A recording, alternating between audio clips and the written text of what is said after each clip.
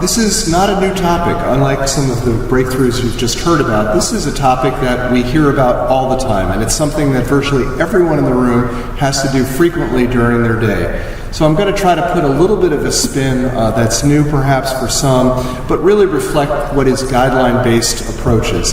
And the first thing I wanted to say is that we never clear a patient. The concept of cardiac clearance before surgery, which is what we're asked to do all the time, doesn't exist. What we want to do is an evaluation. So what is the rationale behind doing this assessment before someone undergoes some surgical procedure? First of all, cardiovascular complications are the most frequent cause of death undergoing elective surgery. This is not a new topic. Preoperative ovation can help to identify those patients at high risk and perhaps mitigate some of that concern. Reductions in adverse cardiac events is possible when you consider the various alterations in therapies and management that we may be able to do based on the results of your assessment. But however, the biggest concern is that we see a great deal of unnecessary testing and testing that really does not lead to mitigation of any risk or improvement of patient outcome. So what can we do with the results? What are the potential impact of the results of this evaluation? First of all, we may advise that the surgical procedure be canceled or perhaps modified in some way. We can alter the perioperative care, perhaps an ICU observation or closer hemodynamic monitoring. We want to consider coronary revascularization, but there's a big caveat here. We're not going to necessarily proceed with revascularization just for the surgical procedure. We want to consider the long-term outcome of the individual. We're not just seeing a person in one point in time. We want to look at the entire patient through their entire life expectancy. We may not do anything. We may say there's no change, please proceed, and we give some reassurance to the surgeon, the anesthesiologist, and the patient. But I think above and beyond any of this is that we can do informed decision making. We can help all of the caregivers better understand the possible cardiovascular impact of the surgical procedure, not only the caregivers, the anesthesiologists, the nurses, the surgeons, but also the patient and their families. What we have is a cascade of different events that all impact on the perioperative risk. The timing of surgery, the type of surgery that we're considering, various individual risk factors, including functional capacity. These are all weighted together to come up with an assessment of preoperative risk of that individual. So let's start with the most widely published algorithm, which is by Fleischer et al., reflecting the guidelines from ACC/AHA and a variety of other societies.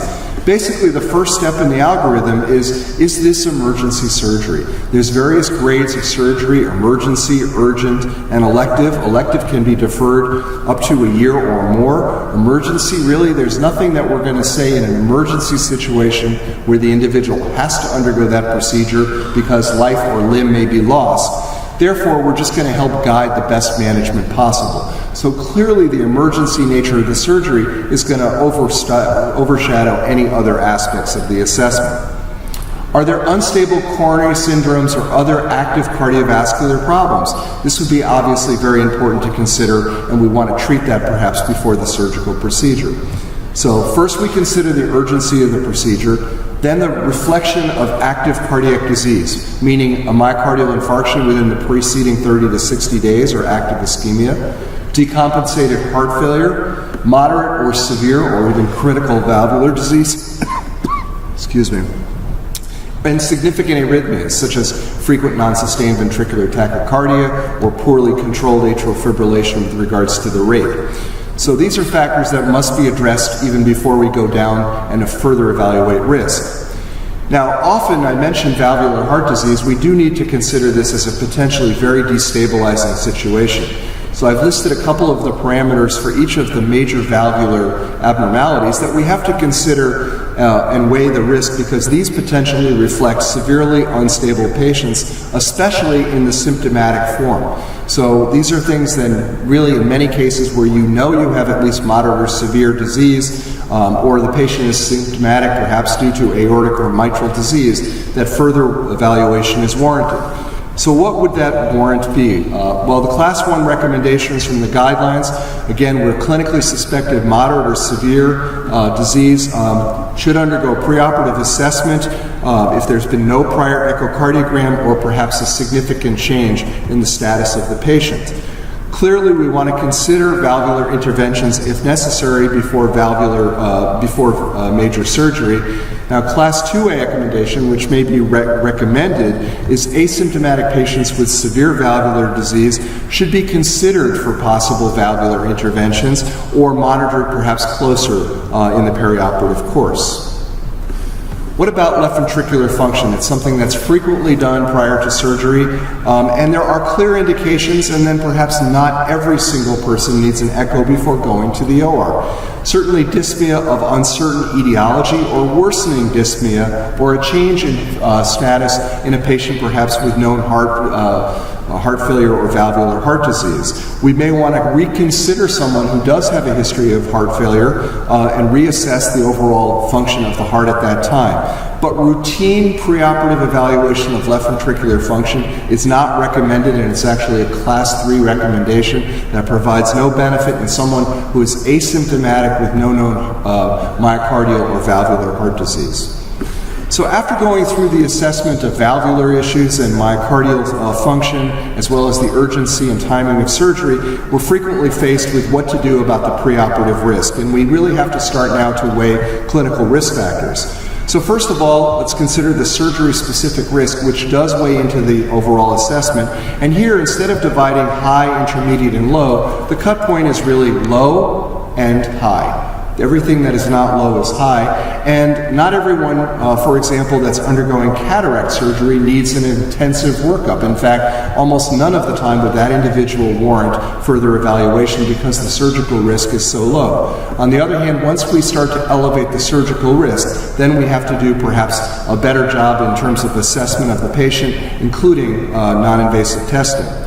So fortunately, we've had a number of options with regards to risk indices. We can specifically use one. This is the RCRI that is widely published, and certainly if two of the risk factors are present or more, that indicates a patient who is at increased risk of perioperative complications. So first of all, the high-risk surgery one comes in, but then the patient-specific risk factors, including a history of known coronary artery disease or cerebrovascular disease, diabetes requiring insulin, or renal dysfunction with a creatinine of greater than 2, all of those, in addition to heart failure, do increase your risk and will obviously substantially warrant further evaluation in that individual. NSQIP is another index, very complicated to use. It requires a computer-based algorithm, but really has performed very well, and there's a few variants of this. It doesn't really matter which risk indices you do. I think the concept here is to incorporate patient-specific and surgery-specific factors when evaluating the patient. Now, once we look at the combined risk of those procedures and as well as the patient, we want to also then assess the patient's functional capacity. Are they able to perform at or more 4 METs? And that really is the defining area. So what is 4 METs? Well, 4 METs is basically the ability to walk 4 city blocks or 2 flights of stairs. If you can do that, your functional capacity is not felt to be poor, and therefore the overall risk of the individual is not elevated.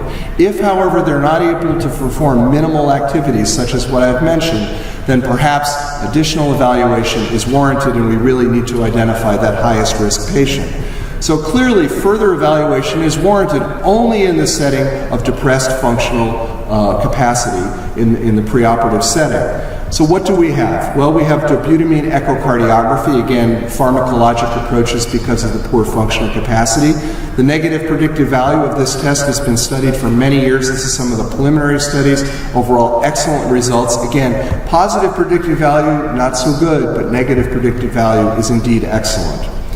How about myocardial perfusion imaging? Certainly scintigraphy has been used for decades now, and once again has been shown in a variety of circumstances to be very helpful with regards to identifying a low-risk individual where no further workup or treatment is indicated, and the patient should proceed with what the surgical procedure that is planned. Coronary CTA is relatively new in the domain of preoperative testing. It certainly may have some unique applications, especially in the setting perhaps before liver transplant surgery, and it may be useful certainly for reoperation in cardiac surgical non-coronary patients. But I think overall it's still a little bit unknown. We believe that it's going to be useful. But again, this is more of an anatomic test than a functional test, although another presentation later today I'll try to allude that we can get functional information out of that also. So what are we recommending? For the most part, if you have excellent functional capacity, it's reasonable to forego doing any other testing. I think that's the bottom line on this. On the other hand, with an unknown functional capacity, you might want to assess how the patient can perform, and if they perform at the 4 METs level or greater, no further evaluation is warranted. However, in the setting of poor functional capacity, it's probably reasonable to perform some form of further non-invasive or invasive evaluation in that individual. Non-invasive stress testing is not useful for low-risk surgery. Once again, I have to emphasize that. So this is the algorithm. I'm not going to go through this again, but again, it's pretty easy. Rather than going down and thinking which test you need, why don't you first look at the surgical procedure, whether they have active cardiac conditions, and is it low-risk surgery? And if those answers are that it's low-risk surgery or emergency, then you don't have to proceed to do any further evaluation. This is consistent with the appropriate use criteria. These are indications here that are all felt to be rarely appropriate to perform subsequent non-invasive testing. Those with moderate or good functional capacity, or those who are asymptomatic, even if they've been revascularized and doing quite well, or they have a normal CT angiogram. So clearly we should avoid additional testing in those individuals. In those with poor or unknown functional capacity, we do have a number of choices here. I've alluded to them. The ones that get an appropriate ranking are those that are stress radionuclide imaging, as well as stress echocardiography, those in the setting of significant surgical risk and the presence of at least one risk factor that I mentioned before, as well as possible transplant. I do want to highlight that low-risk surgery, even in the presence of one or more risk factors, no further non-invasive testing or invasive angiography is indicated in those patients. So, once again, concluding that overall low-risk surgery or good functional capacity or the absence of risk factors, let's avoid additional cardiac testing and instead proceed with surgery. Consider testing for those that have other indications or higher risk, and let's target the patients with the multiple risk factors only if it will change the surgical approach and the outcomes of the individual. So those are my conclusions, but I do want to mention just a little bit more with regards to other preoperative managements, such as those patients who have undergone PCI, either where the bare metal stent shown on the left or with a drug-eluting stent. And I think the guidelines have become a little more clear here, that certainly with a bare metal stent, waiting more than 30 days is probably the way to go. We should not do surgical procedures of an elective nature in less than 30 days. And those treated with a drug-eluting stent, again, we want to continue dual antiplatelet therapy for a minimum of 6 months. So in that case, we should wait for those 6 months before proceeding. Actually, it's recommended to go for a year, but I think acceptable to go to 6 months. Certainly less than 3 months is very ill-advised in the setting of a drug-eluting stent, again, for elective surgery. Obviously, emergency surgery raises a different issue. What about the timing of this? I just mentioned through this, but even balloon angioplasty, we should try to wait at least 14 days. How about coronary revascularization? Let's say we find an area of ischemia or concern on a non-invasive study. This is an interesting recommendation. It is not recommended that routine coronary revascularization be performed before the surgery if it's being performed to reduce perioperative risk. In other words, we should be looking at the long-term prognosis of the individual and saying that revascularization might benefit that individual specifically. Beta blockers have undergone a lot of ups and downs in the last several years. There's been a lot of controversy, but I think it's started to settle down now at this point. We do know that beta blockers should be continued throughout the perioperative period in patients that are already receiving beta blockers. Therefore, even if they're not able to take oral medications, we should look for some parenteral medication in order to sustain beta blockade. A Class 2 indication is to possibly start beta blockers in those that are elevated risk. This is something to consider, but I think the caveat here is do not start them on the day of surgery or even 48 hours beforehand. The risks of hypotension and other complications is increased, and therefore this is a Class 3 recommendation with harm involved, so that has to be done. In conclusion, ladies and gentlemen, post-PCI impact on surgery certainly should be considered. We want to consider our drug-eluting stents. Let's avoid routine preoperative revascularization. The beta blocker story has become much more clear. Do not start them on the day of surgery, but if the patient has been on it beforehand, continue that. Aspirin should be continued through the perioperative period, as are statins, and I think we now know that clonidine should be avoided. Thank you very much for your attention today.